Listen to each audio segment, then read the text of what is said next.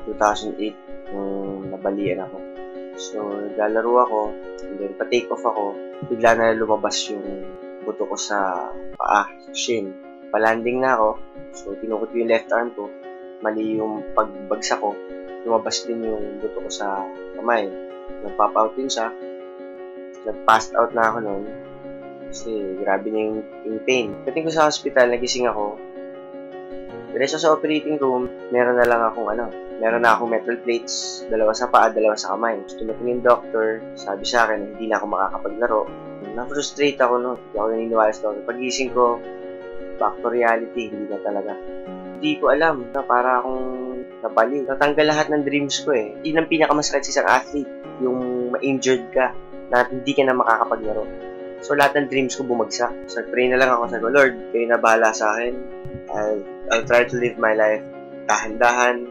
Yung doctor sabi ng bugi, pilit ako ng pilit. And then, nabali na naman siya 2000. After mabali mo sa kamay ko, doon ako talaga bumagsak. Na yung naglalakad ako na parang hindi ko alam gagawin ko. So, di ako nag-focus sa basketball. Nag-focus ako na mabuhay. And then, start ako na maging masaya. Nag-start na ako pumunta lagi sa church. Nag-start na ako maging active sa Bible. And then, nag-pray ako. Lord, nakakapaglaro na po ako. Bigyan niyo ako ng strength, power, and makabalik again. Nothing is impossible with you, oh God. Digo, kahit ano pa yan, hindi ako susuko kasi alam ko na dyan kasi sabi ko. Pero ng lakas na maglaro ulit. Nakapaglaro ako, lalaro ko na. Sabi ko, lalaro ko na yung right ko. Doon ko na-start na naabot ko ulit yung ring. Sabi ko, Lord, thank you. Hindi ako maniniwala sa doctors. Sige, pupush ko to pero kayo na bahala sa akin yun. And then yun, nag-try ako makakuha ulit ng scholarship. Ngayon, 2013, Informatics, Northleaf. Binigyan ako ng 50% scholarship. Sabi ko, not bad. Okay na to. And then doon, tumaas yung confidence ko.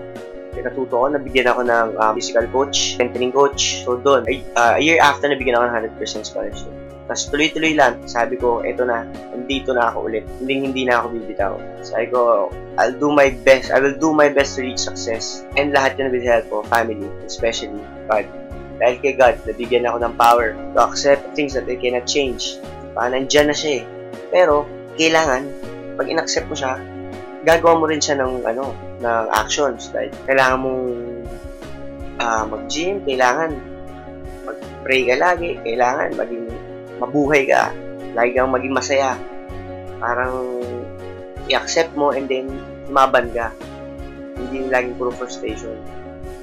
And right now, hindi man ako makapag-PBA dahil alam kong hindi na ako ganun kalakas tulad nung before. Hindi na ako pwede hindi ko na makugawa yung dreams ko. Pero at least, nakapag-aral pa din ako. Napag-aral ko yung sarili ko through basketball. And ngayon, nag-graduate na ako na wala akong binabayaran. So, I think that is enough for me.